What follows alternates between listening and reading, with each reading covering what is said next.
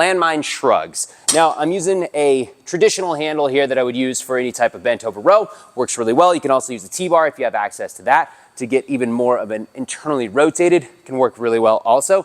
Both work great. Now, I want you to stack this up with as heavy as you possibly can based on the time or the reps that are designed for you, because the whole goal with Shrugs is to try and be able to overload those upper traps.